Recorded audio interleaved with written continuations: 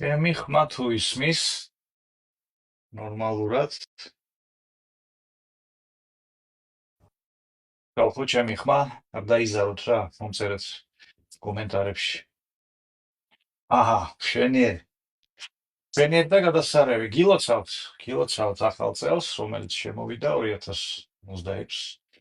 გისურვებთ, რომ კაი სიახლეების და კაი ახალი ამბების მომტანი ყოფილიყოს თქვენთვის და თქვენი ახლობლებისთვის, საყვარელი ადამიანებისთვის ეს ახალი წელიწადი. ხო და დღეს მოდი ვისაუბროთ იმაზე, თუ როგორ დავძლიოთ ტოქსიკური გარემოს ზეგავლენა. სანამ უშუალოდ ტექნიკებზე გადავალთ, სანამ ასე ვთქვათ, მეთოდებზე ვისაუბრებთ, მაინტერესებს ერთი საინტერესო შეკითხვა, მინდა რომ დაგისვათ. რამ გამოიწვია თქვენი დაინტერესება ამ თემით, ხო? თუ საკმაოდ დიდი რაოდენობით ადამიანი დარეგისტრირდა, ასე ვთქვათ, ამ ეთერში მონაწილეობისთვის და მთავარი მიზეზი, ხო, აი რამ გამოიწვია თქვენი ინტერესი ტოქსიკური გარემოს თემისადმი, თუ შეიძლება კომენტარებში რომ ვახსენოთ, ხო, აი შეიძლება რამდენიმე მიზეზია, ხო, შეიძლება ერთი მთავარი მიზეზია. ხდება ამ მიზეზს აქვს, როგორც ლაზარ კაგანოვიჩი ამბობდა, ყველა პრობლემას გააჩნია, გვარი დასახელი და მისამართიო, ხო? ხო და თუ შეიძლება კომენტარებში რომ ახსენოთ ეს ამბავი და ჩვენ დავიწყოთ რითი, დავიწყოთ იმით, რომ მოდი ვთქვათ საერთოდ რა არის ტოქსიკური გარემო. რა არის ტოქსიკური გარემო, რა არის ტოქსიკური კომუნიკაციები. ესე იგი, პირველი ეს არის ისეთი სიტუაცია, სადაც გამუდმებით არის თქვენი მისამართით გაუჩერებლად კრიტიკა და თქვენი გაუფასურება. როგორც წესი, გაუფასურება და კრიტიკა მიდის ორი მთავარი მიმართულებით. პირველი, ეს არის თქვენი ძალისხმევების, მოქმედებების და შედეგიანობის გაუფასურება. რაღაც ვთქვათ, ეს არის კაცონო, აი ეგ არაფერია, აი მე შენს ასაკში, მაგალითად, ხო? ეს ერთი და მეორე მიმართულება არის თქვენი გრძნობების იგნორირება. გრძნობების გაუფასურება, რომ ის, ასე ვთქვათ, შენი ემოციური მდგომარეობა, შენი გრძნობები, დიდ არაფერს ნიშნავს და პრინციპში შეიძლება, რომ საქმეს შევწიროთ შენი ემოციური მდგომარეობა ან სიტუაციას. ვისაც ქონიათ ესეთი საზღვარი გამოცდილება, ესეთი კომუნიკაციის, ასე ვთქვათ, მსხვერპლი გამხდარიყავით, ან თქვენ თონიხავით ესეთ როლში, აი ხანდახან არის ხოლმე ხშირად მოდიან ჩემთან ადამიანები კონსულტაციებში და მეუბნებიან, რომ ვიცი, რომ არ უნდა ვიქცეოდე ესე, მაგალითად საკუთარ შვილებთან, მაგრამ რაღაცა მომენტში ტვინი მეკეტება და ვერ ვაკონტროლებ საკუთარ თავს და ვაკეთებ ისეთ რაღაცებს, რაც არ უნდა გავაკეთო, ხო? აი, შეიძლება თქვენ იყავით ესეთი, ასე ვთქვათ, ზემოქმედების მსხვერპლი, შეიძლება თქვენ იყავით ესეთი ზემოქმედების ავტორი. აი, მოდი გავიაზროთ, ხო? იმიტომ რომ მე შორს ვარ იმ აზრისგან, რომ თუ ყოველთვის ხვდები ტოქსიკურ გარემოში, თუ ძალიან ხშირად არის შენ ცხოვრებაში ტოქსიკური კომუნიკაცია, რომ შენი ხელი იქ არ ურევია. რაღაცა დოზით, ასე ვთქვათ, ჩვენც ვართ ხოლმე ესეთ სიტუაციების თანაშემომქმედები, ამიტომ მოდი ესეც გავიაზროთ. მეორე მახასიათებელი ტოქსიკური გარემოს ეს არის მანიპულირება. როდესაც თქვენს წინააღმდეგ ხდება მანიპულაციური მოქმედებები.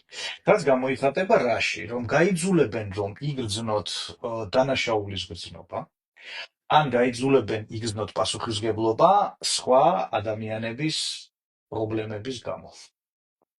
აი, შენ რო ასე არ გექნა, შენ რო იქ არ ყოფილიყავი და ასე შემდეგ, ასე არ მოხდებოდა. ანუ ეს ემოციური მანიპულაცია ერთი და მეორე, ასე ვთქვათ, გაიძულებენ მოიქცეთ ისე, აა, რომ საკუთარი ინტერესები დააზიანოთ ხშირად, ხო?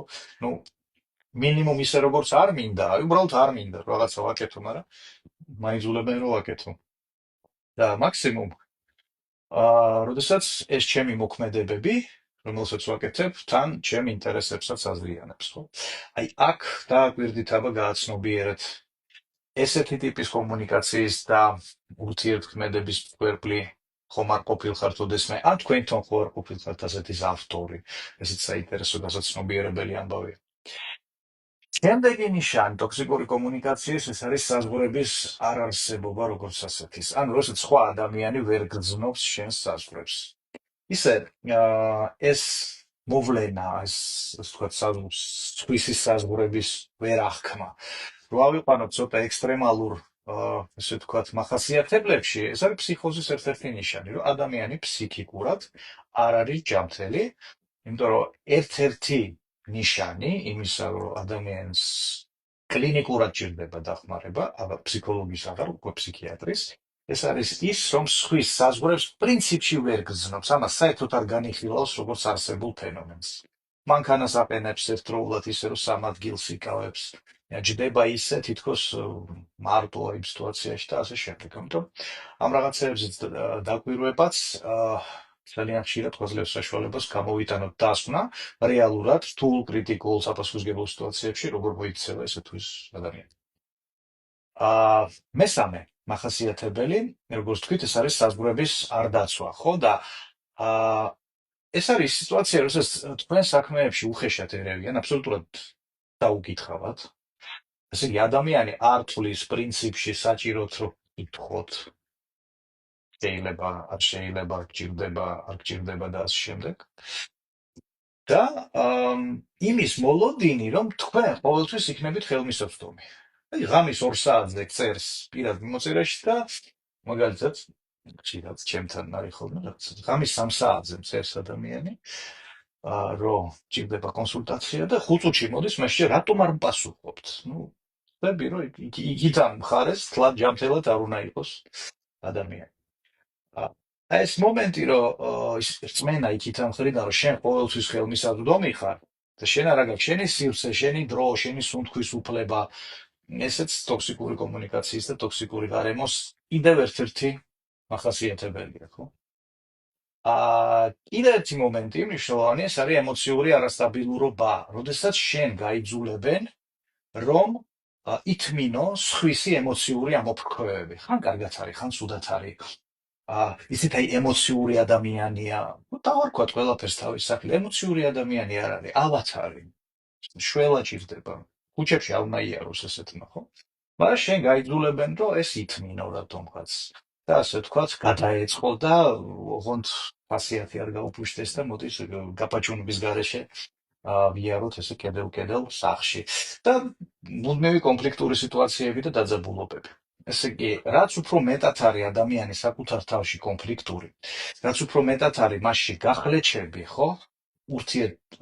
საკუთარ თავთან რაც უფრო არის დაპირისპირებული, მით უფრო ბევრ კონფლიქტს ქმნის საკუთარი თავის გარშემო. აი, მოწმენდილსაზე, სწორ ადგილას აბსოლუტურად შეიძლება რაღაც საბეჭ რეზინს იგულობდეს იმაში მარკეტში და აი იქ მოაწყოს რაღაცა ჭუბის სკანდალი და იქაც მონახოს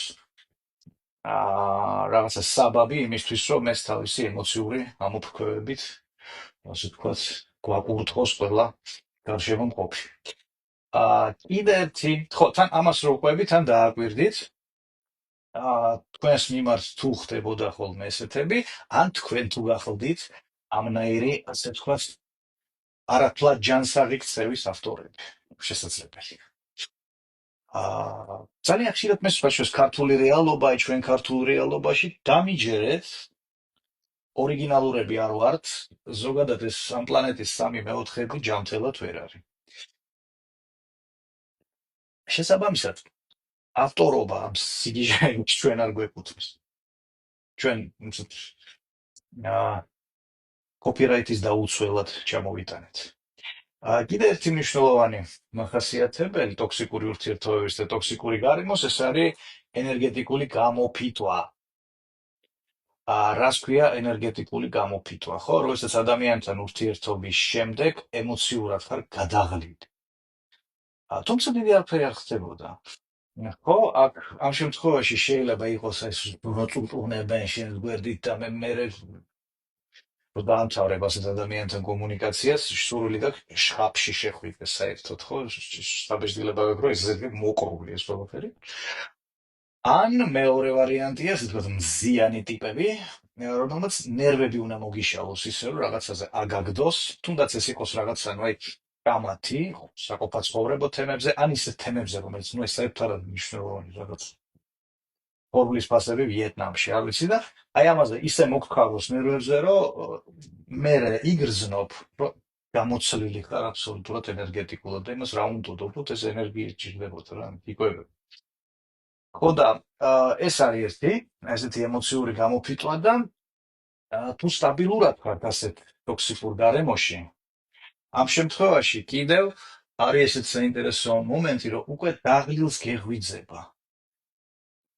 ეს ტოქსიკური გარემო შეიძლება იყოს სახლში, სამსახურში, ქუჩაში, ქვეყანაში, რეგიონში, პლანეტაში, ხო? პლანეტაზე ბოდიში. შესაბამისად, გეღვიძება უკვე გადაღლილს, ანუ ღამის ძილი არ ყოფნის იმისთვის, რომ ძალები აღიდგინო, შესაბამისად, და გეგონება ისეთ სულს და დამღლელს არაფერს აკეთებ, მაგრამ მინიმალური რაღაცეებით იღლები. აი, ადრე მაგალითად შეგეძლო დილიდან საღამომდე გეკეთებინა რაღაცეები და იყავი ენერგიულად, ხო და აი ეხლა იმის 10%-ს აკეთებ და აი უკვე ის 2-3 საათზე ისე დაღლილი ხარ, რომ გჭირდება ცოტა ხანი გამოწვე. ესეც იმის მანიშნებელია, რომ ტოქსიკურ გარემოში ხართ, შესაძლოა ვერაცნობიერებთ ამ ამბავს. კიდე ერთი მნიშვნელოვანი ჩვენი საყვარელი, ეს არის შური და არაჯანსაღი კონკურენცია ჩვენს გარშემო. ნუ შური ბუნებრივია, ვიცით რაც არის. როდესაც შენი, ასე ვთქვათ, წინსვლები საერთოდ არ უყარიათ, პირიქით. და მეორე მომენტი ეს არის არაჯანსაღი კონკურენცია, ხო? როდესაც აი არსებობს რაღაცა თამაშის წესები, ხო? ასე ვთქვათ, და აი ამ თამაშის წესების დაყვევით, ზურგს უკან რაღაცა ინტრიგების ხლართვით, კიდე რაღაცეებით, ასე ვთქვათ, გიქმნიან სირთულეებს და პრობლემებს. გარდა ამისა, გადარებენ სხვა ადამიანებს კიდე და გარწმუნებენ, რომ შენ ხარ იმათზე უარესი. ხუთიანი მიიღე? აი, მე გარაფერი კაცო, ინახე, ჩვენი მეზობელი ბიჭი უკვე შემდეგი კლასის პროგრამას ითვისებს და ნუ შენ მხოლოდ ხუთიანი. სპირობითი მაგალითია, მაგრამ ნუ კარგად აღწერს ამის სტრუქტურას. კიდევ ერთი მნიშვნელოვანი მომენტი რა არის შური. რაში მდგომარეობს შურის დამანგრეველი ეფექტი იმისთვის, ვინც არის შურის სუბიექტი, ანუ ვისაც შურს, ვისი შურთ კი არა, აი ვისაც შურს. ძალიან მარტივი მაგალითი, მეგობარმა შეიძინა ახალი ბინა და ამის შესახებ გიამბო. რომ შიგნით გაქვს ეს, აი რატო მე არ მაქვს ესე, შეიძლება იმას საერთოდ არ შეიძლება მე რატო არ მაქვს ესე, მოკლედ, ან ერთში. და რატო აქ ამას და რატო არ მაქვს მე, ხო? მე ადამიანს, რომელსაც 3 დიპლომი აქვს და ამას 1 პროფი აქვს დამთავრებული და ნახე. აი ამ დროს რა ხდება? როდესაც ნებისმიერ წარმატებას უყურებთ, ამის შურს შესაბამისად შინაგანად ვართ თუდად. ანუ არ ყოფთ ემოციას გამიცდ. ამ დროს ჩვენი ტვინი ერთმანეთთან აკავშირებს წარმატებას და აი ამ უარყოფით ემოციას. და შემდგომ, როდესაც ჩვენ მიზნებს ვისახავთ, ჩვენს წინსვლაზე ვიწყებთ ფიქს, გაუცნობიერებლად ამოდის ეს უარყოფითი გრძნობა, რომელიც მიება თვითონ წინსვლის თემას. და შემდეგ ეს გვიქმნის ძალიან მნიშვნელოვან უკვე შინაგან ბარიერებს, ასე ვთქვათ, ჩვენი მიზნების მიღწევაში. ამიტომ შური არანაირად არ არის გაირა.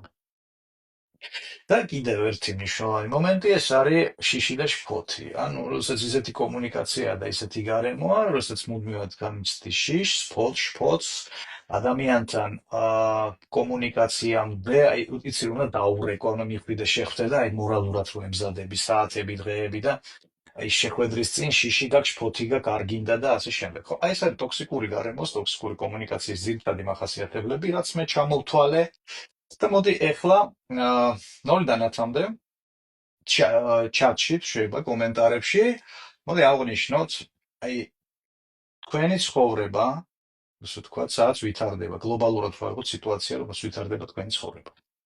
რამდენად არის სიტუაცია თქვენთვის ტოქსიკური? ანუ რამდენად მოქმედებს თქვენზე ტოქსიკურად ის გარემო, რომელშიც ხართ, ხო? 10, აი, რაც ჩამოვთვალე, აბსოლუტურად ყველაფერი თქვენზეა, 0, საერთოდ არ არის თქვენზე არაფერი ამ შემთხვევაში, ხო? აბა შევაფასოთ.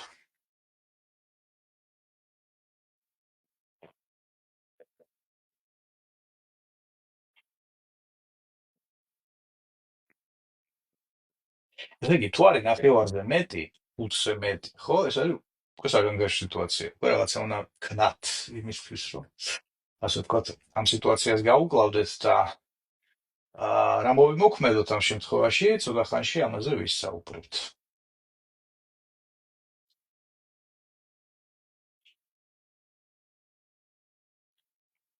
Mhm.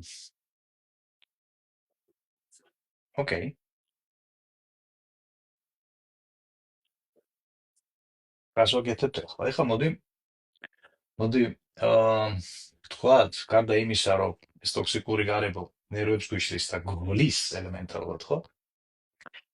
აა რა შეიძლება იყოს ასეთი ტოქსიკური გარემოს გრძელვადიანი ნეგატიური ეფექტი ჩვენ ცხოვრებაში? ტოქსიკური გარემო ნიშნავს რას ზოგადად? რომ ერთი ხელით ეს სამყარო გეუბნება, რომ ებიჯო, ადექი, მიდექ, მოდექ, შეაწუხე ხალხი, ქენი რამე გაინძერი, დივანიდან ადექი, მიზნები დაისახე, წადი რაღაცა ისწავლე, განათლება მიიღე, იშრომე და ასე შემდეგ. ანუ იმოქმედე, იყავი აქტიური, გვეუბნება გარემო. მეორეს მხრივ გვახვედრებს ამ ტოქსიკურ სიგნალებს. და ერთდროულად არის ორი შხაპი. ერთი თბილია, მეორე გაყინული. ამ დროს რა ხდება? ამ დროს ხდება ესეთი დასწავლილი უნიათობის გამომუშავება. ადამიანი გადაიქცევა აბსოლუტურ მცენარედ. ანუ რა ხდება ამ შემთხვევაში? იცი რა უნდა გააკეთო, ამბიციებიც გაქვს, გადასარევი ცოდნაც გაქვს, კომპეტენცია, მაგრამ დეხარ უბრალოდ, რა, დღეს არა, მოდი ხვალ არა, მოდი ზეკ. და ესე შეიძლება გადიოდეს თვეები და წლები, ხო? დღესდღეობით ცოტა თუ მოიძებნება ამ თანამედროვეობაში ადამიანი, ვისაც არ აქვს თუნდაც მინიმუმ ერთი რაღაცა საქმე, რაც წლიდან წლამდე, ასე ვთქვათ, გადადების რეჟიმში აქვს. მინიმუმ ერთი და ისე მთელი ბუკეტი. იმისთვის, რომ კარგად ჩავწვდეთ აი ამ ესეთი დასწავლილი უნიათობის ფენომენს, მინდა მოგიყვეთ ერთ ექსპერიმენტზე, რომელიც ჩატარდა თუ არ ვწდები სტენფორდში.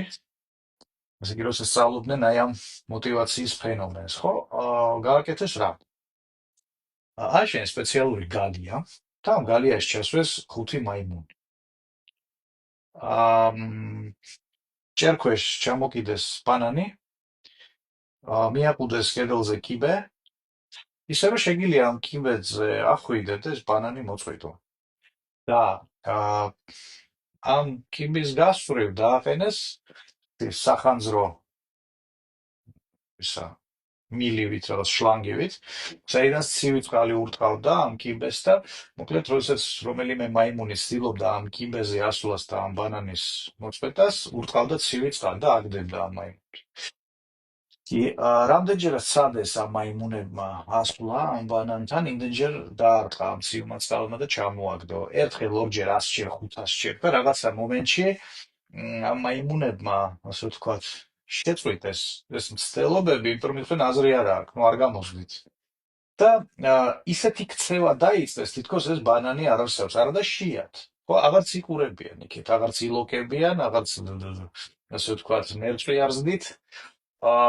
და დაიწყეს ისეთი ქცევა, თითქოს ეს ბანანი არ არსებობს. შემდეგ რას აკეთებენ ექსპერიმენტატორები? ერთი მაიმუნი გადმოიყვანეს, 5 მაიმუნი იყო თავიდან, ხო, ერთი მაიმუნი გადმოიყვანეს, ჩასვეს ახალი. ახალი მაიმუნი უყურებს სიტუაციას. ეგი კიბე, ბანანი, აძვერი ჭამე.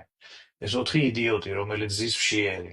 აფშს არ გაგონებთ, აი სადღაც ორგანიზაციაში რომ მიხვალ სამუშაოდ, ახალი რო ხართ, რო გონია რომ მარტო შენ იცი, როგორ დაალაგო აქ სიტუაცია. და ჩვენ ჭკუას უსტი შტაბეჭდილებას რო გიტოვებს, რატომღაც. ხო და რას აკეთებს ეს მაიმუნი? ბუნებრივია ძურება კიბეზე. გასაკეთებენ დანარჩენები. ხო ახსოვთ, რომ ეხლა ცივი წყალი წამოვა ზემოდან და ნუ ცუდად იქნებიან. ესე იგი, ეს 4 აკავებს ამ მეხუთებს და არ აძლევს საშუალებას, რომ ავიდეს ამ კიბეზე. ხო და რაღაცა მომენტში ეს ახალი რომელიც არის, ვერ ხვდება, რატო არ შეიძლება ამ ბანანის მოწყვეტა, იმიტომ რომ წყალს აღარავინ არ ასხავთ. ესენი თვითონ გახდნენ შემკავებლები. ვერ ხვდება ეს ახალი, რატო არ შეიძლება ამ ბანანის მოწყვეტა, მაგრამ ნუ იჯერებს, რომ არ შეიძლება. ალბათ ეს არის რაღაცა წმინდა ბანანი, რაღაცა საკრალური ბანანი. ხო და ესეც ჩერდება. შემდეგ, ესეც რო ჩერდება და ასე ვთქვათ, იქცევა ისე თითქოს არანაირი ბანანი არ არსებობს. ექსპერიმენტატორები იღებენ კიდევ ერთ, აყავთ კიდევ ერთი მაიმუნი, იმათი რიცხვიდან, ვისაც აქვს ეს ცივი წყლის დასხმის გამოცდილება, გადმოიყვანეს გალიიდან ჩასვეს ახალი, სიტუაცია განმეორდა. ესეც ცდილობს ავიდეს კიბეზე, მაგრამ ეს დანარჩენი 4 აგდებს ამ კიბიდან. ესეც დამშვიდდა და მოკლედ ესე ნელ-ნელა ექსპერიმენტატორებმა ცოტა ხანში მთლიანად ჩაანაცვლეს ამ მაიმუნების, ასე ვთქვათ, ჯგუფი, ისეთი მაიმუნებით, ვისაც არ ქონია ცხოვრებაში არანაირი ცივი წყლის შესხმის გამოცდილება, მაგრამ იცის, რომ აი იქით ბანანისკენ გასვლა არ შეიძლება. ანუ ამ მაიმუნებს ასწავლეს უნიათობა. ასწავლეს რა, რომ აგერ არსებობს შესაძლებლობა, ანუ ბ, აგერ არსებობს შედეგი, აგერ ბანანი, ოღონდ არც ეს შესაძლებლობა გამოიყენო და არც ამ მიზანს არ მიეწო. ანალოგიური ხდება, როდესაც ხარ ტოქსიკურ გარემოში ან ტოქსიკურ კომუნიკაციაში. ანუ ერთის მხრივ ბანანი, როდესაც საზოგადოება ის სიტუაცია, რომელშიც ხარ, მოგიწოდებს აქტიურობისკენ, და გეუბნება, რომ ნუ კაცო, ხელა ადამიანი ხარ, შენი პასუხისმგებლობა მიხედა შენ საკუთარ ცხოვრებას, მიდი ქენი რამე, და როგორც კი შენ ცდილობ, რომ მიხვიდე და რამე ქნა, ამ დროს ვებულობ ტოქსიკურ კომუნიკაციას, ხო, აი ამ შხამის დოზას და ჩერდები. და ცოტა ხანში წვე გვეცნობიერ დონეზე ნებისმიერ, ასე ვთქვათ, მცდელობებს, რომ მიაღწიო შედეგს. აი ამით არის ტოქსიკური კომუნიკაცია დამანგრეველი გრძელვადიან პერსპექტივაში. ის დროს გაკარგვინებს, წლებს გაკარგვინებს საერთოდ ცხოვრებაში. ნუ გარდა იმისა, რომ ჯანმრთელობაზე მოქმედებს ძალიან ცუდად, შეიძლება ესეთმა კომუნიკაციამ განავითაროს ადამიანში სომატური დაავადებები, ნერვულ ნიადაგზე დაავადებებს რო ეძახიან ხოლმე, ანუ ფსიქოსომატიკა შეიძლება გაჩნდეს. არ ვამბობ იმას, რომ შეიძლება საერთოდ ფსიქოლოგიური ცხოვრება აერიოს ადამიანს, სილაღე, ბედნიერება, უმიზროსი სიხარული, ეს რაღაცები აღარ იქნება ცხოვრებაში, თუ გარემო მუდმივად ტოქსიკურია, იმიტომ რომ იცი, რომ რაღაცა პოზიტიური ხდება შენ ცხოვრებაში. იცი, რომ ეს არის კარგი ამბავი, მაგრამ მხოლოდ იცი, აი ესე, კისერს ზემოთ იცი. აი იქ ლავიწებს ქვემოთ, ხო, სხეულში ემოციურად, აი იმ სიხარულს, ფიზიკური შეგრძნება ამ სიხარულის არ გაქვს. იცი, რომ რაღაცა პოზიტიურია, მაგრამ ვერ მიყვები ემოციურად ამ პოზიტიურს, რატომ რომ გადამწვარი ხარ ელემენტარულად აი ამ ტოქსიკური კომუნიკაციის გამო. აი ეს არის ის ამბავი, რატო შეიძლება იყოს ტოქსიკური კომუნიკაცია დამანგრეველი, ხო? ეხლა როგორ გავუმკლავდეთ ამას ყველაფერს? და იმისთვის, რომ ამას კარგად გავუმკლავდეთ, მე მინდა შემოგთავაზოთ ნეიროლინგვისტური პროგრამირების, თანამედროვე ნეიროლინგვისტური პროგრამირების, იმის არა, რომელსაც აი წლიდან წლამდე და იგივეს ვასწავლიან ხოლმე ტრენინგებზე, то რეალური ნეიროლინგვისტური პროგრამირება ძალიან შორს არის წასული. ხო და ნუ იგივეს როდესაც აკეთებენ სატრენინგო პროგრამებზე, რაც კეთდებოდა მაგალითად 30 წლის წინ, ცოტა სასოცილო. ოკეი, ასე იგი, რა არის ნეიროლინგვისტური პროგრამირება? ნეიროლინგვისტური პროგრამირება ეს არის ტექნოლოგია, ეს არ არის ფსიქოლოგიის მიმდინარეობა, მიუხედავად იმისა, რომ ძალიან ვცდილობ დაგვაჯერო, რომ NLP ეს არის ფსიქოლოგიის დარგი. არა, იმიტომ რომ თვითონ NLP-ს შემქმნელები ამბობენ, რომ ახლოც არ ამჯდარა გენაცვალე ეს ფსიქოლოგიასთანო, ხო?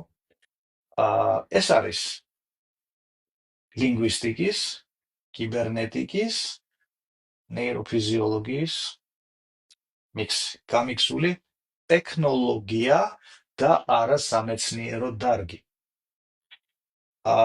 როგორ გაჩნდა საერთოდ ეს დარგი? როგორც ყოველთვის, ასე ვთქვათ, ფსიქოლოგიის დარგში ერთ-ერთი მნიშვნელოვანი გარღვევა მოახდინეს არაფსიქოლოგებმა. რიჩარდ ბენდლერმა და ჯონ გრინდერმა დასვეს ესეთი საინტერესო შეკითხვა. რას აკეთებს ის ადამიანი საკუთარ თავში, გონებაში, ასე ვთქვათ, და მოქმედებების დონეზე, რას აკეთებენ ადამიანები იმისთვის, რომ მიაღწიონ წარმატებას. მაგალითად, თუ გსურს, რომ ადამიანებს უშველოთ იმაში, რომ ფობიისგან განთავისუფლდნენ, ფობიის მქონე ადამიანები კი არ უნდა შევისწავლოთ, უნდა შევისწავლოთ ის ადამიანები, რომლებმაც მოახერხეს ფობიებისგან დამოუკიდებლად გათავისუფლება. წავიდნენ ამ გზით და დაიწყეს იმ დროინდელი ფსიქოთერაპევტების შესწავლა, რომლებიც დებდნენ მაგარ შედეგს. და ესეთი იყო სამი. ფრიც პერლზი, ვირჯინია სატირი და მილტონერიქსონი. ხო და მიუხედავად იმისა, რომ ამ სამ ფსიქოთერაპევტს ჰქონდათ ძალიან გარეგნულად სხვადასხვა სტილი მუშაობის, ხო? ალგორითმის და სტრუქტურის დონეზე, აი საკვანძო მომენტებში სიტყვების დონეზეც კი აკეთებდნენ ერთსა და იმავეს. შესაბამისად, ნეიროლინგვისტურმა პროგრამირებამ დაიწყო წარმატების შესწავლა, შედეგიანობის შესწავლა და არა პრობლემურობის. ნებისმიერ დარგში, სპორტში, ფსიქოლოგიაში, მეცნიერებაში, სამხედრო საქმეში, ფინანსებში, ადამიანის ნებისმიერ, ადამიანური, ასე ვთქვათ, აქტივობის ნებისმიერ დარგში, მივდივართ, ნახულობთ იმას, ვინც არის ყველაზე შედეგიანი და ვსწავლობთ მის აზროვნებას, როგორ აზროვნებს ის ადამიანი, რომელიც დევს შედეგს, ხო? და შესაბამისად, ამ ტექნოლოგიამ, ნეიროლინგვისტურმა პროგრამირებამ შეგვიქმნა ასევე რამდენიმე ძალიან საინტერესო სავარჯიშო, რომელიც გვაძლევს საშუალებას ტოქსიკური გარემოს პირობებშიც კი დავრჩეთ, ასე ვთქვათ, წონასწორობის მდგომარეობაში. რას ნიშნავს წონასწორობის მდგომარეობა? წონასწორობის მდგომარეობა ნიშნავს, რომ პირველი, ასე ვთქვათ, პოზიტიურ ემოციურ მდგომარეობას ინარჩუნებ, ერთი. და მეორე, ბ, ინარჩუნებს საკუთარი მიზნებისკენ სვლის უნარს. ანუ არა მარტო კარგად ხარ შინაგანად, არამედ ქმედითობას ინარჩუნებ. აი ეს ორი მომენტია მნიშვნელოვანი. როგორ ვაკეთებთ ამას? ის კი პირველ ტექნიკას ქვია ურთიერთდაპირისპირებული ტენდენციების, ასე ვთქვათ, შემორიგება, ხო? მოწარმოიდგინეთ, რა ტოქსიკური გარემო ეს არის რა? ეს არის გარედან მოსული რაღაცა საინფორმაციო, ენერგეტიკული ან ფიზიკური იმპულსები, რომლებიც, ასე ვთქვათ, გვაიძულებს მოვიქცეთ ისე, რომ დავაზიანოთ საკუთარი ინტერესები. ანუ გარედან მოსული ნებაა რაღაცა, ხო? ეს ნება შეიძლება იყოს ინდივიდუალური, ეს ნება შეიძლება იყოს კოლექტიური. ამ დროს არის ჩემი ნება. მოდი ესე ვთქვათ, ხო? ჩემი ნება, რომელიც გამოიხატება ჩემ პრიორიტეტების მიყოლაში, ჩემ მიზნების მიღწევაში და საერთოდ ისე ვიცხოვრო, როგორც მინდა მე და როგორც მე ვთვლი საჭირო. ანუ ვიყო თავისუფალი, მარტივად რომ შევინარჩუნო ჩემი თავისუფალი ნების რეალიზების უნარი და საშუალება. ანუ გვაქვს ეს ორი ურთიერთდაპირისპირებული მომენტი. ზუსტად აი ეს დაპირისპირებულობა ძენს აი ამ ურთიერთობებს ტოქსიკურობას. პირველი, რაც უნდა გავაკეთოთ, უნდა ჩავხსნათ ეს ტოქსიკურობა და ჩვენი რეაქცია. საუბედროდ აი ესეთ ონლაინ რეჟიმში ცოტა რთული კი არა და შეუძლებელია, რომ გასწავლოთ ძალიან ქმედითი ინსტრუმენტი, რომელიც გვაძლევს საშუალებას მაგალითად 10-15 წუთში საერთოდ ჩავხსნათ რეაქცია ადამიანზე ან სიტუაციაზე, ემოციური კუთხით. არის მაგალითად ვიღაცა ადამიანი, რაღაცა სიტუაცია, რაც ისე ვთქვათ, ცუდად მოქმედებს შენ საზროვნებაზე, ემოციურ მდგომარეობაზე, мотиваციაზე, სურვილებზე და ასე შემდეგ, ხო? აი ტექნიკურად მინდა გითხრათ, რომ არის შესაძლებელი ამ რეაქციის ჩახსნა 10 წუთში. ეს ამ ეთერში უბრალოდ შეუძლებელია, რომ უნდა გხედავდეთ, რას აკეთებთ, ხო? შესაბამისად, თქვათ შორის ამ ტექნიკის გაზიარებას ვაპირებ 6 იანვარს ჩემს ღიაკარის შეხვედრაზე, თუ გნებავთ იქ მოგრძანდით და იქ შეგიძლიათ ეს ტექნიკა ითვისოთ და ისწავლოთ. თუ გსურთ რომ ამ შეხვედრაზე მოხვდეთ, აი აქ ჩემს page-ზე, ფსიქოლოგი ვახტანგ ჯაფარიძე, ნახეთ, ომნიაში ტარდება ეს შეხვედრა 6 იანვარს საღამოს 8 საათს. მიწერეთ ომნიას page-ს, დარეგისტრირდით, მობრძანდით და ისწავლეთ. ანუ ეს ღიაკარის დღეა, უფასოა, გეპატიჟებით ყველას, ვისაც გსურთ. იქ ვისწავლეთ ისეთ რაღაცებს, რაც ურთიერთქმედებაში ისწავლება და დღეს სხვა გზით წავალთ, მაგრამ გავაკეთებთ, ასე ვთქვათ, ასევე ქმედით რაღაცებს. შევთანხმდით, ხო, რომ არის ორი ურთიერთდაპირისპირებული ნება. არის ჩემი ნება და არა არის ვიღაცის და რაღაცის ნება, რომელიც მაწვდება გარედან. მანიპულაციურად, უხეშად თუ ნატიფად არ აქვს მნიშვნელობა. ცდილობს, რომ ჩემი ნების, ასე ვთქვათ, მიმართულობა შეცვალოს. რას ვაკეთებთ ამ შემთხვევაში და როგორ ვაკეთებთ? აი ასე შეკარით ხელები და ნახეთ, რომელი ხელის თითი, ფერათითი გამოვიდა ზემოდან. ანუ დომინანტური ხელი ამ შემთხვევაში რომელია, ხო? ჩემი დომინანტური ხელი არის მარცხენა, მოგველთოთ. აი სწრაფად რო შეკრათ ესე და ნახოთ, რომელი თითია ზემოდან. აი ამის გარკვევა გჭირდება, აბა ვქნათ. ესე იგი, ეს ხელი, რომელიც არის თქო დომინანტური ხელი, იქნება ჩვენი ინდივიდუალური ნების, ჩვენი თავისუფლების გამომხატველი. საბამისად, მეორე ხელი იქნება აი გარედან მოსული ნების სიმბოლო, ხო? აქამდე ხო გავიგეთ ყველაფერი. თუ ხოთ, შეიძლება პლუსი დასვით კომენტარებში. გამაგებინეთ, ასე ვთქვათ, რამდენად გასაგებია თქვენთვის ეს ყველაფერი.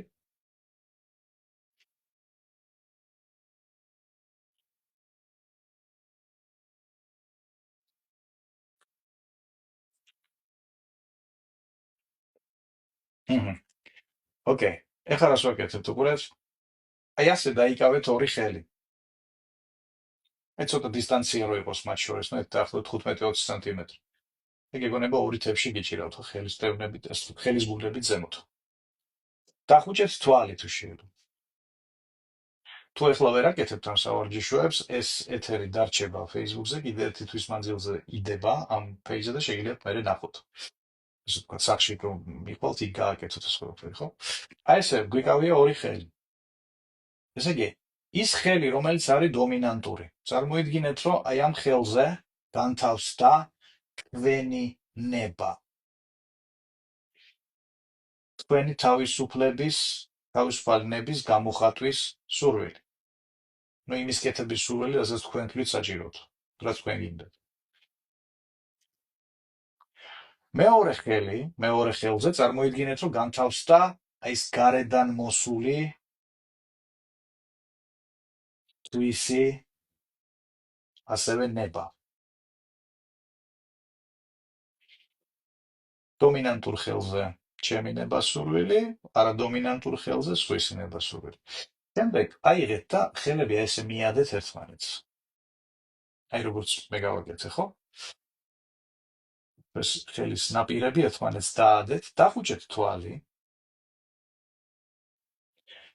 და მოდი მივცეთ საშუალება აი ამ ორ ურთიერთ დაპირისპირებულ ნაწილს, რომ მათ ახლა მოილაპარაკონ ერთმანეთში ისეთნაირად, რომ თითოეულმა მათგანმა განახორციელოს თავისი კეთილი სურვილები, პოზიტიური სურვილები, ოღონდ ურთიერთდაპირისპირებაში კი არა, ურთიერთ თანამშრომლობის ფორმატში.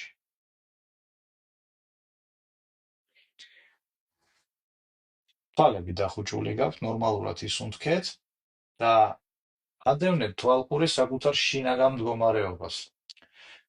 შეიძლება რაღაცა მომენტში იგრძნოთ შინაგანი სიმძაფრე და მე იგრძნოთ, რომ ამ სიმძაფრემ პიკი გაიარა და უცებ გულზე მოგეშვათ, რო იტყვიან, ხო? აი, იგრძენით, რომ რაღაცა უფრო მეტი სიმსუბუქე გახდა, გაჩნდა შინაგანად სილაღე, მოდუნდით, ანუ შინაგანი ომი დამთავრდა. იმიტომ რომ პირდაპირ ახლა მიდის თქვენი შინაგანი მთლიანობის აღდგენის პროცესი. ხანდახან ეს პროცესი მიდის ძალიან სწრაფად, ხანდახან ეს პროცესი მიდის თანდათანობით. შესაძლოა დღეს რომ გააკეთეთ ეს ტექნიკა, კიდევ რამდენიმე დღის ან კვირის მანძილზე თქვენმა შინაგანმა სიბრძნემ, თქვენმა ქვეცნობიერმა განაგრძოს ნელ-ნელა თანდათანობით, ძალიან ჰარმონიულ ტემპებში, უსაფრთხოდ, თქვენი შინაგანი მთლიანობის აღდგენა. ნუ ჩქარობთ, მიეცით საკუთარ თავს საკმარისი დრო.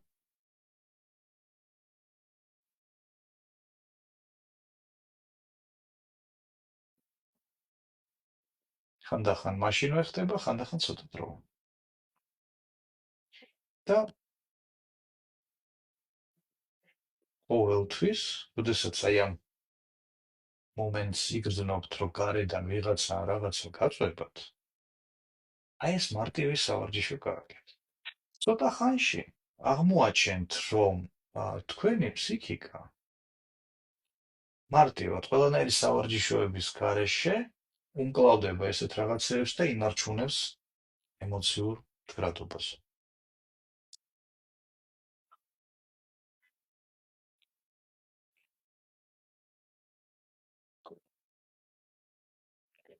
აბა გამიზიარეთ თუ შეიძლება თქვენი შთაბეჭდილებები ამ სავარჯიშოს შემდეგ.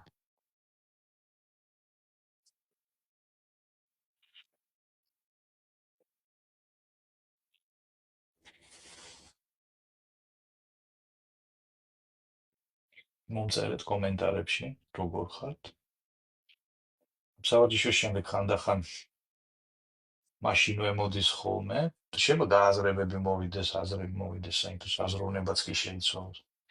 და მტკნარება და ცრემლები ნორმალურია. როდესაც ესეთი ტექნიკების კეთების დროს გვეწყება მტკნარება, ეს რას ნიშნავს? რაღაცა დასრულდა შიგნით, რაღაცა არაჯანსაღი დესტრუქციული პროცესი დამთავრდა. ჩაიხურა პროგრამა. ამ შემთხვევაში შინაგანი ომი დამთავრდა. ეს არის, ასე ვთქვათ, როგორც მტკნარება, როგორც ხანდახან ცრემლები, ხანდახან უსეთ გრძნობა გიგონება ძალიან დაიღალე, დაღლა არ მოდუნდი პირველად რამდენიმე წელიწადში.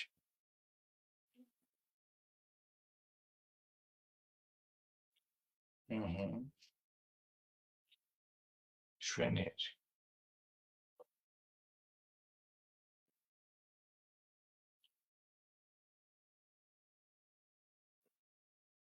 მჰმ.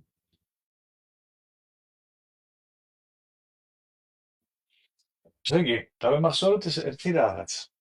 ტოქსიკურ გარემოს და ტოქსიკურ კომუნიკაციას საკუთარი თავი, ასე ვთქვათ, ჩვენი თავი მოყავს ჩვენსავე თავთან ომში. ამაზე ტოქსიკური კომუნიკაციის ძირითადი მიზანი და ეფექტი არის ზუსტად ეს, რომ შექმნას ჩვენში ეს ომი. ეს სავარჯიშო გვაძლევს საშუალებას, რომ ეს ომი დავასრულოთ და ის ენერგია, ის ენრაოდენობით ენერგია, რაც იხარჯებოდა საკუთარ თავთან ჭიდაობაში, ეხლა ამ ენერგიის, ასე ვთქვათ, ინვესტირება მოხდეს მომავალში, მივმართოთ ეს ენერგია ჩვენი მომავლის შენებას. ეს გასაგებია, ხო?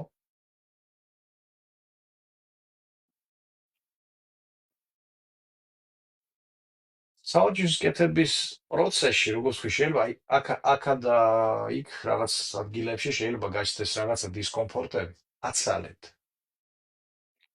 დაელოდეთ იმ მომენტს, სანამ არ იგრძნობთ, რომ აბსოლუტურად დალაგდეთ შინაგან.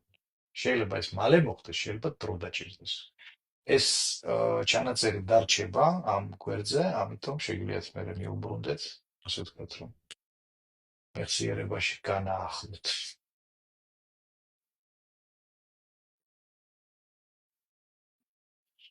ოკეი. ანუ სიმსუბუქე, სილაღე, ესეთი გეგონება უმიზეზო სიხარულის შეგრძნება არის იმის დადასტურება, ძალიან ზუსტი, შინაგანი კონფლიქტი დამთავრდა და ის დესტრუქციული ეფექტი, რასაც ახდენდა თქვენზე ტოქსიკური გარემო, არის განეიტრალებული. თუ ვერ თანამშრომლობენ, როგორ დავამეგობროთ? რომ მიეც.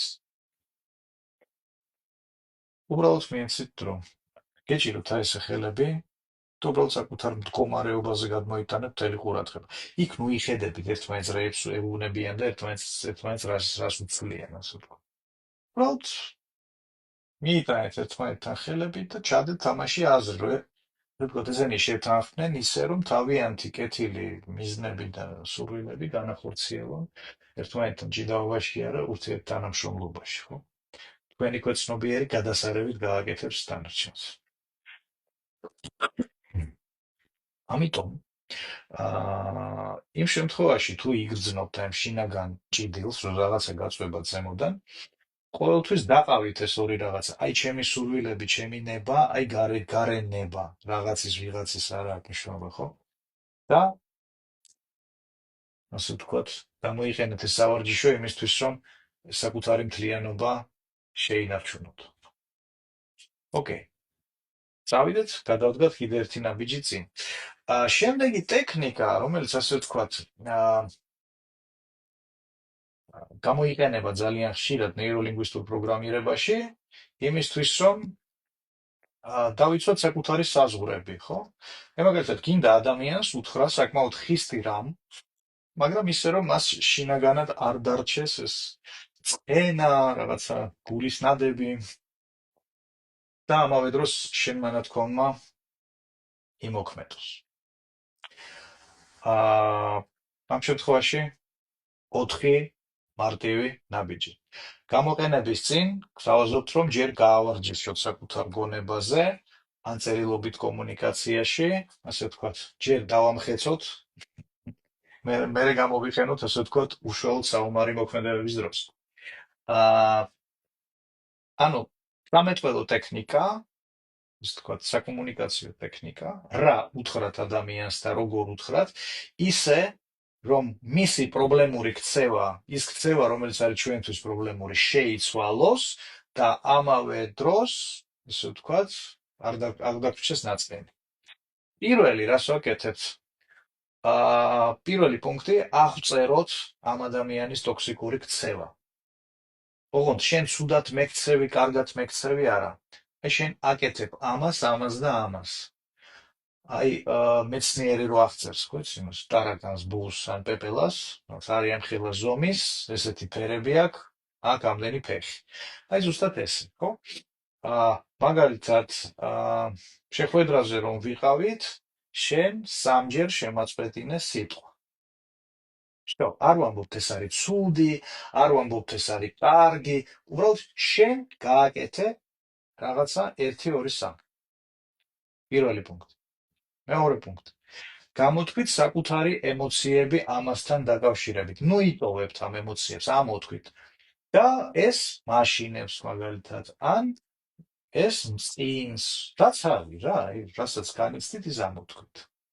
ეს არის მეორე პუნქტი. მესამე პუნქტი.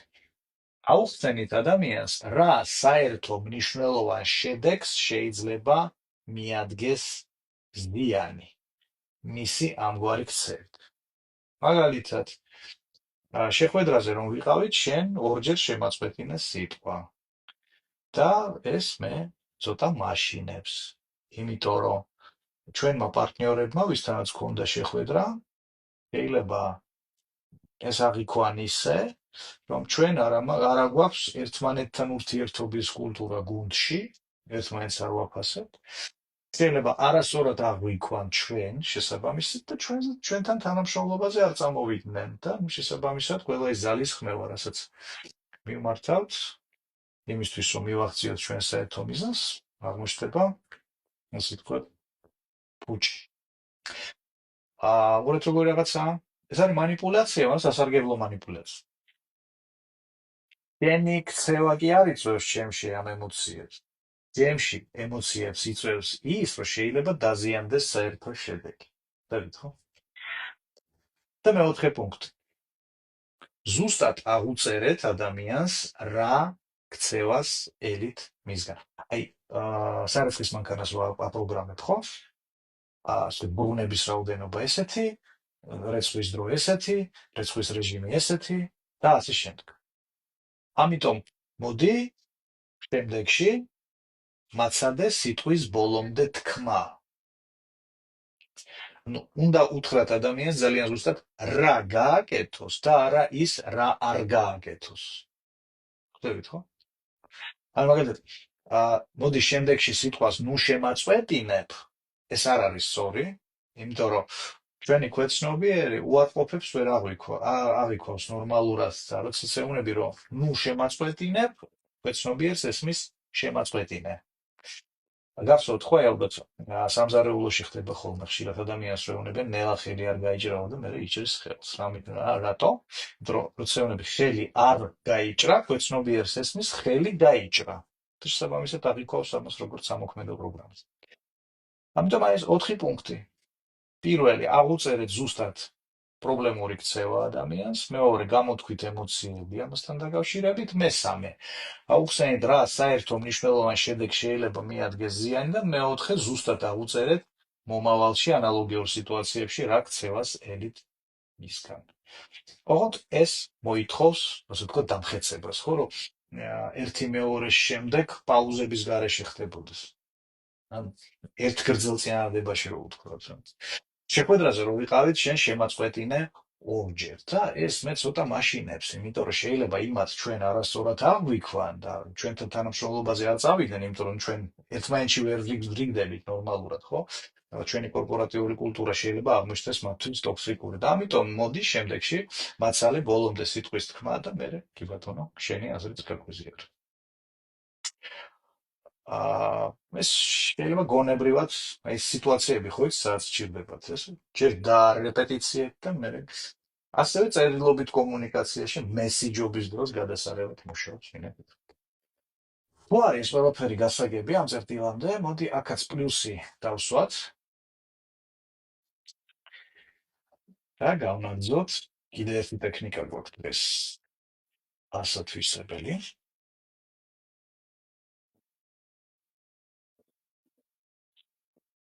აბა სანამ პლუს ვავთ და პაუზა, მინდა ვი სარგებლო შემთხვევით რეკლამისთვის. ესე იგი, 10 და 11 იანვარს ჩემი ტრენინგი ნეიროსპექტივა, რომელიც დავაანონსებ, რომელსაც ვატარებთ ომნიაში. ესე იგი, გადავწყვიტეთ, რომ ფასდაკლება შევინარჩუნოთ 7 იანვრამდე, 7 იანვრის ჩათვლით. ანუ შობის ჩათვლით, საშობაო ფასდაკლება გამოგვივა. კარგი, გებრიელი, ასე რომ შეგიძლიათ ამ ტრენინგის პროგრამა ნახოთ ჩემს გვერდზე, აქ.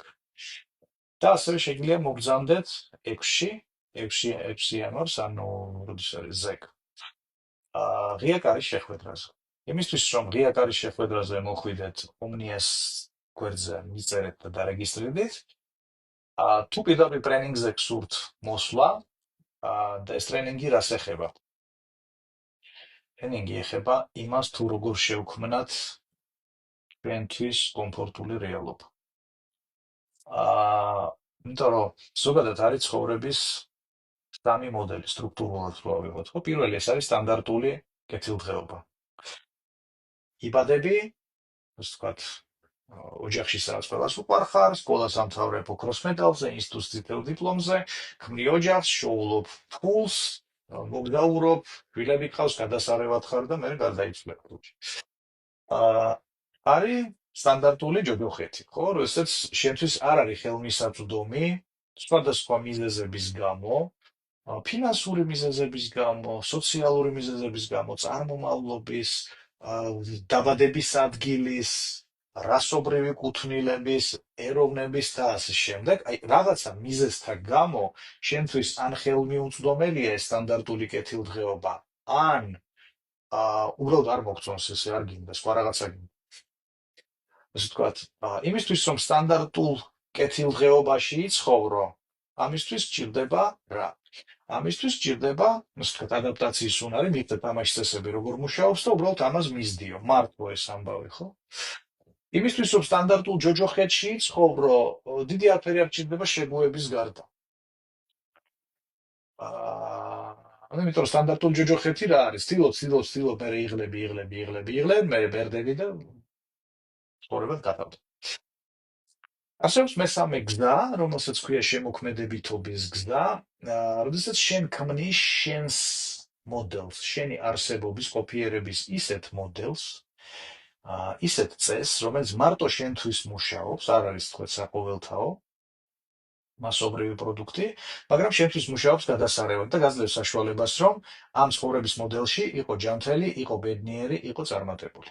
აი ეს მოითხოვს საკუთარი შემოქმედებითი პოტენციალის გაგვიძებას, ეს მოითხოვს, ასე ვთქვათ, გაუყვალავი გზებით სიარულის უნარს, ეს მოითხოვს ენერგიის, აზროვნების და საკუთარი სხეულის სწორად მართვას და როგორ გავაკეთოთ ეს ყველაფერი? აი ამაზე ვისაუბრებთ და ვივარჯიშებთ და ასე ვთქვათ, პირდაპირ ვისწავლით ამ მეთოდებს ჩემს ტრენინგზე, რომელიც იქნება 10-11 იანვარს. და შეგახსენებთ, რომ მოქმედებს ისევ 50%-იანი ფასდაკლება 7 რიცხვის ჩათვლით, ამიტომ შეგიძლიათ პირადში მომწეროთ ამის თაობაზე და დარეგისტრირდეთ.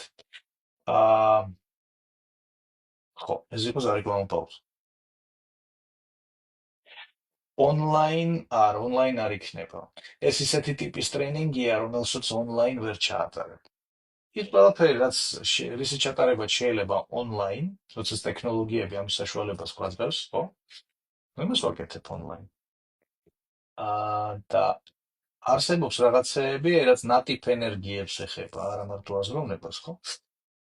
იქ იმისთვის, რომ გასწავლოთ, ასე ვთქვათ, კონტაქტი გჭირდება. სპირისპირ. ეს რაც გავს, იცი, აი, ადამიანს რო ასწავლოთ სურვა, ხო? აი, ონლაინ ხო შეიძლება ადამიანს სურვა ასწავლო რა, ახლა ჩართე ზუმი, ჩახტი ბასეინში, მიდი გაცურე, ბუშტები ამოუშვა, ნუ კაი, არა უშვა. ხო, ნუ იდიოტიზმი იქნებოდა, ხო? აი, იმისთვის რომ ადამიანს ასწავლოთ სურვა, მასთან ერთად უნდა ჩახვიდე ბასეინში და ის პირველი ნაბიჯებია თუ ნახურებია, ხო, აი მასთან ერთად გააკეთო, რომ დარწმუნდე, რომ აი შეუძლია თქვა შენარჩუნება საკუთარი თავის წყალზე, რომ მიცურავს და შემდეგ უკვე თვითონ განავითარებს. ხო და შესაბამისად მობრძანდით, ვისწავლოთ და თქვათ, შექმნით თქვენი ცხოვრების უნიკალური მოდელი, რომელიც მოგცემს შესაძლებლობას, რომ ისეთი კეთილდღეობა შექმნათ, როგორც შინაგანად, ხო, ისე გარეგანად, რომელიც თქვენს უთხრა. მესამე ტექნიკა, რომელიც დღეს მინდა გაგიზიაროთ,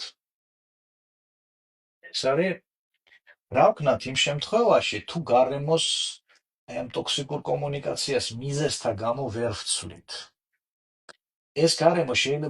ეს ტოქსიკური გარემო შეიძლება შემოიფარგლებოდეს შენი ბინის კვადრატული მეტრებით.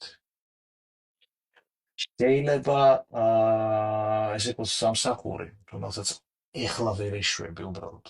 შეიძლება ეს იყოს შენი ბიზნესი და ბიზნეს პარტნიორი გყავს ტოქსიკური და ნუ ესე მარტივად ადგე წამოხვიდე ვერ ხდება.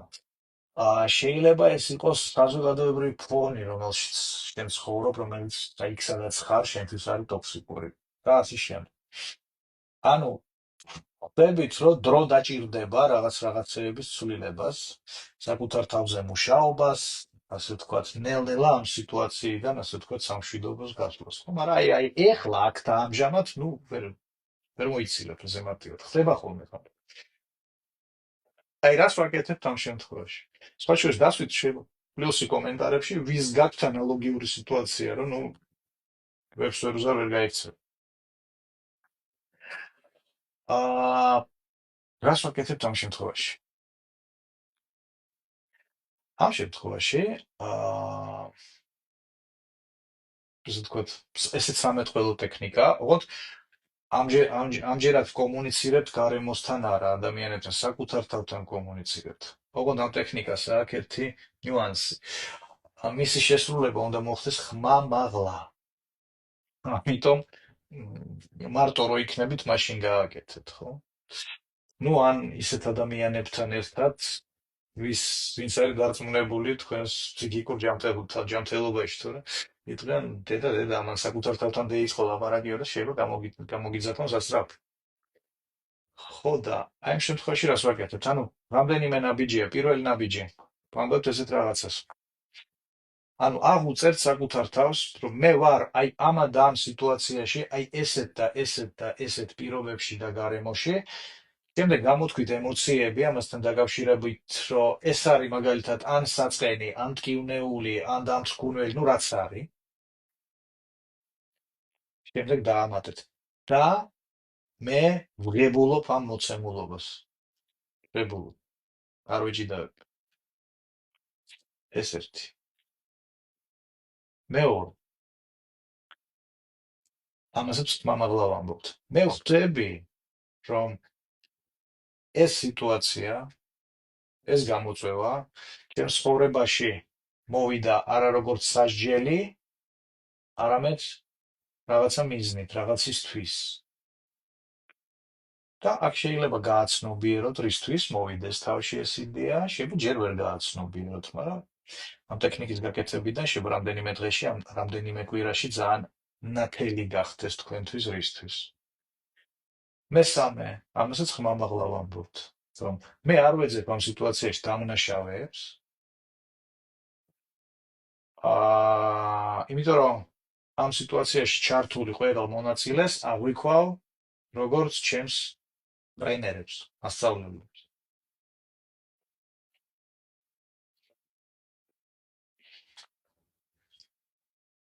შემდეგ გაფიქრდით, რა მინიმალური მოქმედება შეგიძლიათ გააკეთოთ იმისთვის, რომ ეს სიტუაცია თუნდაც 1 მილიმეტრი დაძრათ უკეთესობისკენ. ამ მაგალითში ატყვევი ხოლმე, კლიენტი მყავდა ერთი, რომელიც დაინვალიდდა და მეტლში ჩაჯდა. ხო და ძალიან აწუხებდა ის ფაქტი, რომ საკუთარ შვილებს, ახლობლებს ისევ ვერ ეხმარება, იმიტომ რომ ძალიან ისეთი ქმედითი ადამიანი იყო, ძალიან აქტიური და ყველას მამა, მამი და დედა და ყველას მაგერად რო ყველას აკეთებდა მოკლედ. ხო და აღმოჩნდა ეს პასიურ სიტუაციაში და ამ ტექნიკას რო ვაკეთებდით, უცებ ვთქვა, რომ შემიძლია ვილოცო ყოველ დილით აი ამ ადამიანებისთვის, რომ თუნდაც 1 მილიმეტრით რაღაცა რომ წინ წაიწიოს, ხო? შეიძლება იყოს ძალიან მარტივი რაღაცა, რაც არის ეხლა თქვენთვის ხელმისაწვდომი. აი, სულ ოდნავი პოზიტიური ცვლილება რომ შეიტანოს ამ სიტუაციაში. და შემდეგ ბოლო პუნქტი, წარმოიდგინეთ, რომ ხართ ღმერთი მამაზე ციერი უმაღლესი გონი, აი რაღაცა ზე ძალა და ამ ზე ძალის პოზიციიდან შეხედეთ საკუთარ თავს, წარმოიდგინეთ საკუთარ თავი, რომელიც ამ პოზიციაში აღმოჩნდა, ხო და გაიაზრეთ, აი მე რო ყოფილიყავია ესეთი ზე ფაქტორი, ხო, ზე ძალა, რა პოზიტიური მიზნით დავაყენებდი საკუთარ თავს აი ესეთ პირობებში და ესეთ სიტუაციებში. და აქაც ნახეთ, მოვიდეს რაღაცა იდეა მაშინვე, შეიძლება მაშინ რაღაცა იდეა არ მოვიდეს, მაგრამ მერე მოვა. რამდენიმე დღეში ან რამდენიმე კვირაში. ეს ტექნიკა გვაძლევს საშუალებას, რომ ამ სიტუაციასთან ომი შევწყვიტოთ და დავიწყოთ ამ სიტუაციასთან, ასე ვთქვათ, ცეკვა. ერთმა ძალიან ძალიან ჭკვიანმა ადამიანმა წლების წინ მითხრეს რაღაცა ცხოვრებისეულ გამოწვევებთან. კი უნდა იჭიდაო, უნდა იცეკვო. გასვით რომის არდადეგებში, რომ ფილმი რომის არდადეგებში. თქვენო აღმატებულებო გასასვლელისკენ იცეკვეთ, ასე ცეკვით გაიყვან შენი ცხოვრებიდან აი ამ პრობლემას, ოღონდ ნელა. ამ ტექნიკას სანამ არ ცდი, აი ერთხელ ცადეთ და აგვერდით ეფექტს, შემდეგი რამდენიმე კვირის მანძილზე მოხდება. შეიძლება კიდევ გააკეთოთ მე რამდენიმე კვირაში და ასე შემდეგ.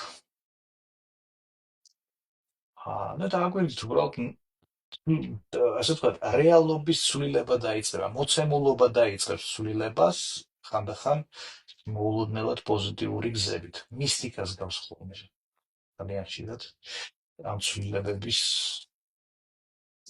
ეფექტები. უბრალოდ მათ ალგორითმებს ვერ აღვიქოთ და იმიტომ.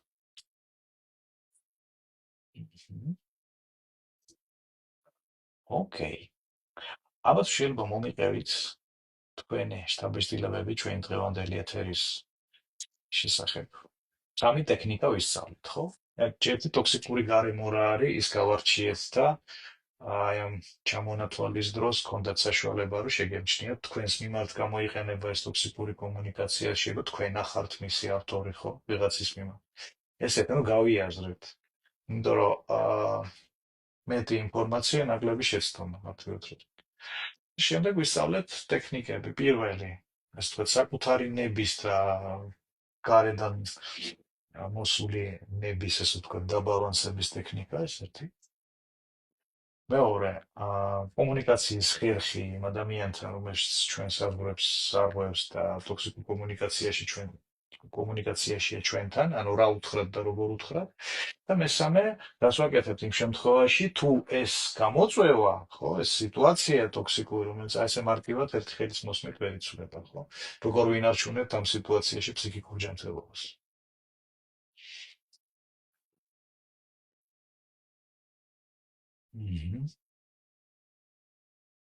ოკეი, გაუზიარეთ ეს ეთერი იმათ, ვინც არის ანალოგიურ სიტუაციაში, ტოქსიკურ სიტუაციაში, რომ იმ ხალხმაც ისწავლოს ეს ტექნიკები, იმიტომ რომ თქვენ იცით, ვინც დიდხანს ხართ ჩემთან, ჩემი მიდგომა იცით, რომ აბსალმალავ ესეთი ეთერების დროს ვთქვით, რაც შეიძლება მეტი პრაქტიკული მოგცეთ და გასწავლოთ ისეთი, რაც შენ თვითონ შეგიძლიათ ცხოვრებაში გააკეთოთ, გამოიყენოთ. იმიტომ რომ ნუ ჩემი პროფესია მოითხოვს ასე ვთქვათ, ადამიანებზე ზრუნვის პრაქტიკულ გამოხატვას და არა მხოლოდ სიტყვიერს. ლაივებს არ ვშლი ხოლმე, რჩება, რომ Facebook-ი ერთ თვეში თვითონ შეჭამს, თვითონ წაშლის. ერთ თვის განმავლობაში გინახავთ დროს, რომ ასე ვთქვათ, ნახოთ, ეს სავარჯიშოებით სადოთ, გამოიყენოთ. გაუზიარეთ თქვენს ახლობლებს, მეგობრებს, მათ, ასე ვთქვათ, ვიზეც გული გერჩით. შეგახსენებთ, რომ 6 იანვარს იქნება ღია კარის დღე ომნიაში საღამოს 8 საათზე. სადაც ვისაუბრებთ იმ ტექნიკებზე, რასაც ვილაპარაკეთ, ხო, ონლაინ, რასაც ვერ გააზიარებთ, თქო, ვერასწავლი ადამიანებს, ტოქსიკურ გარემოსთან, ასე ვთქვათ, ეს ნეგატიური კომუნიკაციები როგორ ჩავხსნათ, რომ საერთარანაირი რეაქცია გქონდეს ამ ტოქსიკურ მესიჯებზე გარედან. ამაზე ვისაუბრებთ. თუ გსურთ, რომ მოხვდეთ ამ ღია კარის დღეზე, ну, არა მარტო ამაზე, ბევრ რამეზე ვისაუბრებთ იდეაში. ბევრი სასარგებლო მინდა რომ წაიღოთ იქიდან. ომნიას მიწერეთ, ომნიას გვერდს, იმისთვის რომ დარეგისტრირდეთ. ასევე 10-სა და 11-ში, ესე იგი 10 იანვარს საღამოს, ღვრის ნახევრიდან, ერთ საღამო გვექნება და 11 იანვარს დილიდან დავიწყებთ, ну, დილა რა 11 საათი ხო. მინდა მაინც პირველი მამლებით და თერმოსით ხაშს ნუ წამომაღებიებთ, აი 11-ზე დავიწყებთ და 5-მდე, 6-მდე ვივარჯიშებთ, ესე ვთქვათ, ორი დღე გვექნება 10-ში და 11-ში. ტრენინგი ნეიროსპექტივა, სადაც გექნებათ საშუალება ისწავლოთ ის ინსტრუმენტები, რომელიც მოგცემთ საშუალებას, რომ გახდეთ საკუთარი რეალობის ჭეშმარიტი შემოქმედი, ხო, რომ ამას ხედავდეთ რეალურ შედეგიანობაში თქვენ ცხოვრებაში და არა მარტო იმაში, რომ ვინმე დავშვიდი კარგად ვარ. მარტო დავშვიდი კარგად ვარ, გადასარევია, თუ ამასთან ერთად შენი რეალობა, მოცემულობაც იცვლება უკეთესობისკენ. თუ მოცემულობა იგივე პრობლემური რჩება, მაგრამ გადასარევად ხარ ამ პრობლემურ მოცემულობაში, ნუ ეს ჯანსაღ სიტუაცია ბოლომდე ვერაა. ამიტომ იმისთვის, რომ ნეიროსპექტივას ტრენინგზე მოხვდეთ, სანამ მომწერთ შეგიძლიათ ჩემს page-ზე წაიკითხოთ, უბრალოდ პროგრამაა მოცემული პირდაპირ. ამ ეთერის, ასე ვთქვათ, კომენტარებში დასრულდება ახლა ეთერი, კომენტარებში ლინკსაც დავდებ, ბმულს, საიდან შეგიძლიათ პროგრამა ნახოთ, მომწერეთ და შეგახსენებთ, რომ 50%-იანი ფასდაკლება მოქმედებს 7 რიცხვის ჩათვლით. მე მგონი დღეს გამოგვივიდა სასარგებლო ესეთი ეთერი, მე როგორც მიყვარს, არა მარტო ინფორმატიული, არამედ პრაქტიკული. და პრინციპში დღეისთვის სულ ეს იყო. მადლობას გიხდით ყურადღებისთვის, მადლობა რომ დრო მონახეთ. და გისურვებთ შედეგიან პრაქტიკებს, გისურვებთ ძალიან მაგარ შედეგებს და მომავალ შეხვედრამდე. აბა, გაუფრთხილდით თავს და შევხვდებით ონლაინში თუ ოფლაინში.